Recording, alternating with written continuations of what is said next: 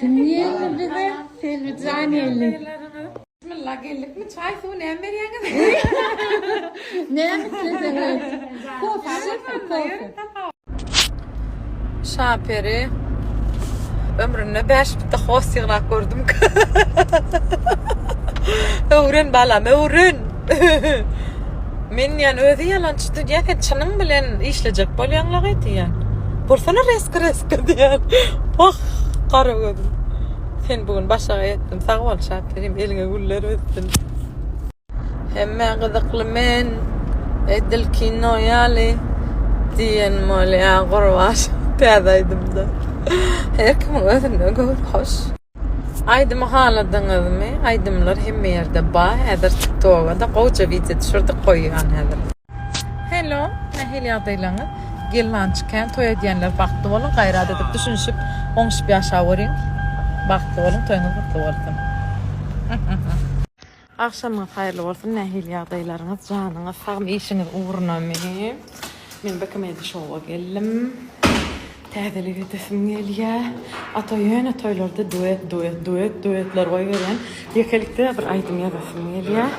Hoppa, bulardan tuttuk. İkisini bile. Bolle. Hello. Serdar bilen dizet var. Aydım yazasın.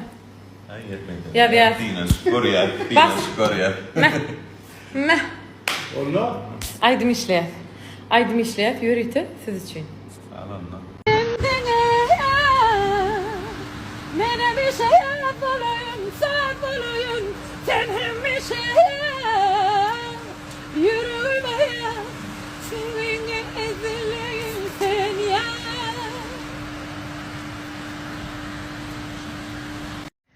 Akşamınız hayırlı olsun. Hemen de salam nəhil yağdaylarınız. Men Habib Music'da. O tukolüçya Habib. O настроениyaсын sazlaya. Biz təzəlik etcek bolyaz. Ya etməyilimi gidivereyim mi men? Qaraşyağımda təzəligim. Ne için sendel sevgim batladığını koymalımı? Şolaydım yadınız değil mi? Şolaydım işlemedi. Ay o bulaydım gitmediydim ha. Yani gideydi ha Habib. İnni bulaydım danım şolar yal hiç tadı qaraşmalı olyaz. Belki yorar. İnşallah. Köp zada qaraşyağına bolmaya bilýän mi? Şonja qaraşmaly. Goýuvermeli. Agay jana uşaň goýdun.